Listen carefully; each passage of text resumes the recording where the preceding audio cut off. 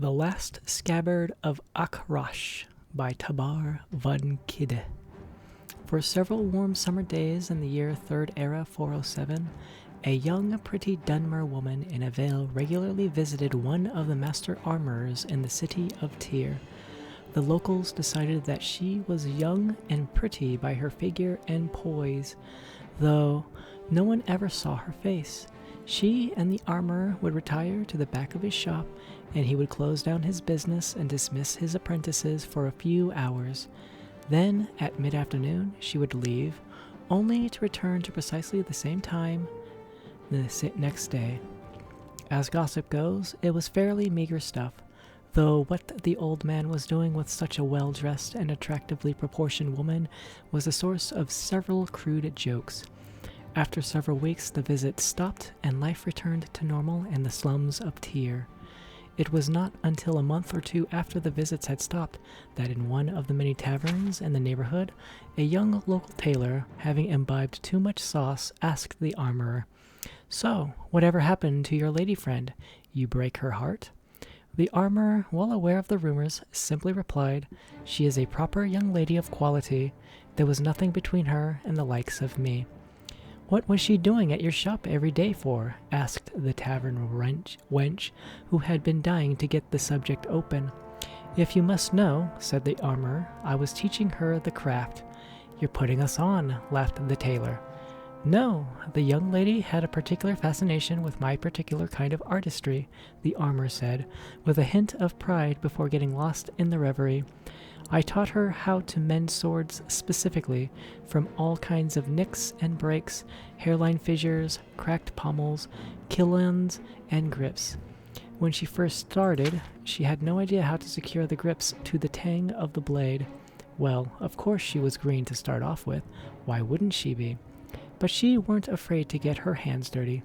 I taught her how to patch the little inlaid silver and gold filigree you find on really fine blades, and how to polish it all to a mere sheen so the sword looks like the gods just pulled it from their celestial anvil." The tavern wench and the tailor laughed out loud. No matter what he alleged, the armorer was speaking of the young lady's training as another man speaks of a long-lost love. More of the locals in the tavern would have listened to the armorer's pathetic tale, but more important, gossip had taken precedence. There was another murdered slave trader found in the center of town, gutted from fore to aft. That made six of them total in barely a fortnight. Some called the killer the Liberator, but that sort of anti-slavery zeal was rare among the common folk. They preferred calling him the Lopper, as several of the earlier victims had been completely beheaded. Others had been simply perforated, sliced, or gutted, but the Lopper still kept his original sobriquet. While the enthusiastic hooligans made bets about the condition of the next slave trader's corpse, several dozen of the surviving members of that trade were meeting at the manor house of Sergio Dres Minagawa. Minagawa was a minor houseman of the House Dres, but a major member of the slave-trading fraternity. Perhaps his best years were behind him, but his associates still counted on him for wisdom. "We need to take what we know of this Lopper and search accordingly," said Minagawa, seated in front of his opulent hearth. "We know he has an unreasonable hatred of slavery and slave traders. We know he is skilled with a blade. We know he has the stealth and finesse to execute our most well-secured brethren in their most secure abodes. It sounds to me to be an adventurer, an outlander. Surely no citizen of Morrowind would strike at us like this." The slave traders nodded in agreement. An outlander seemed most likely for their troubles. It was always true. "Were I 50 years younger, I would take down my blade Akrash from the hearth." Minagawa made an expansive gesture to the shimmering weapon, "and join you in seeking out this terror. Search him out where adventurers meet, taverns and guild halls, then show him a little lopping of my own." The slave traders laughed politely. "You wouldn't let us borrow your blade for the execution, I suppose, would you, Sergio?" asked Soran Gelez, a young toadying slaver, enthusiastically. "It would be an excellent use for Akrash," sighed Minagawa, but I vowed to retire her when I retired. Minigaur called for his daughter Pelaya to find the slavers Morflin, but they waved the girl away. It was to be a night for hunting the lopper, not drinking away their troubles. Minigaur heartily approved of their devotion, particular as expensive as the liquor was getting to be. When the last of the slavers had left, the old man kissed his daughter on the head, took one last admiring look at Akrash, and toddled off to his bed. No sooner had he done so than Pelaya had the blade off the mantle and was flying with it across the field behind the manor house. She knew Kazag had been waiting for her for hours in the stables. He sprung out at her from the shadows, and wrapping his strong, furry arms around her, kissed her long and sweet. Holding him as long as she dared to, she finally broke away and handed him the blade. He tested its edge. The finest Khajiiti swordsmith couldn't hone an edge this keen, he said, looking at his beloved with pride, and I know I nicked it up good last night. That you did, said Pelaya. You must have cut through an iron cuirass. The slavers are taking precautions now, he replied. What did they say during their meeting? They think it's an outlander adventure, she laughed. It didn't occur to any of them that a Khajiiti slave would possess the skill to commit all these loppings. And your father doesn't suspect that it's his dear Akrash that is striking into the heart of oppression? Why would he, when every day he finds it fresh as the day before? Now, I must go before anyone notices I'm gone. My nurse sometimes comes in to ask me some detail about the wedding, as if I had any choice in the matter at all. I promise you, said Kazag very seriously, you will not be forced into any marriage to cement your family's slave-dealing dynasty.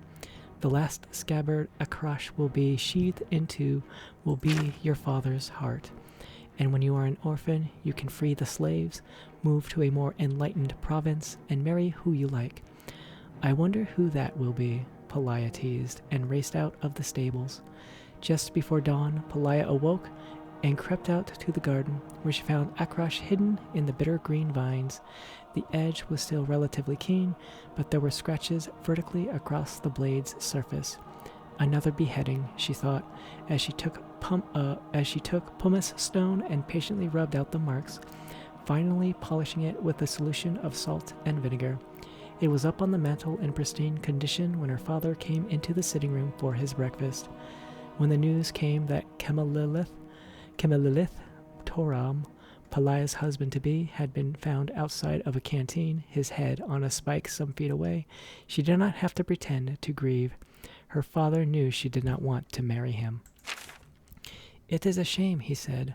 The lad was a good slaver, but there are plenty of other young men who would appreciate an alliance with our family.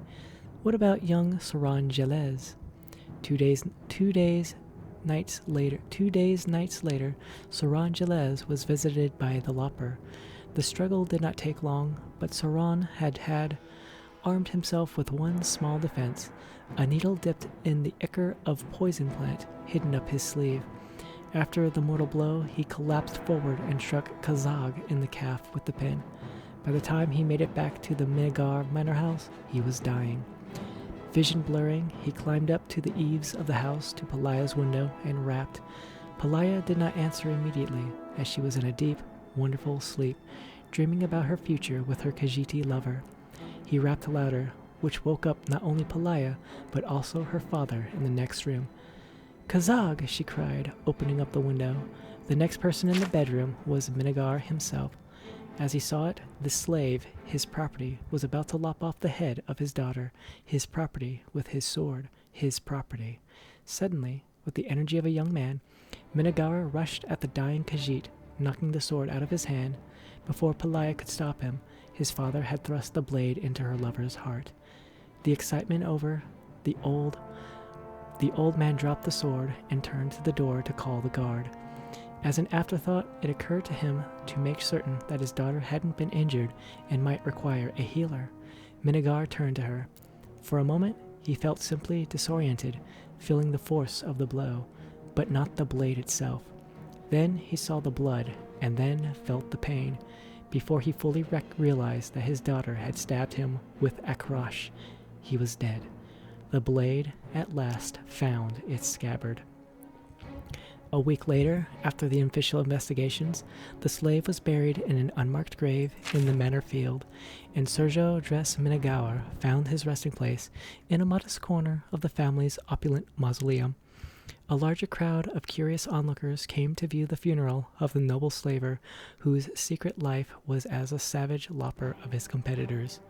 The audience was respectfully quiet, though there was not a person there not imagining the final moments of the man's life, attacking his own daughter in his madness, luckily defended by the loyal, hapless slave before turning the blade on himself. Among the viewers was an old armorer who saw for one last time the veiled young lady before she disappeared forever from Tyr.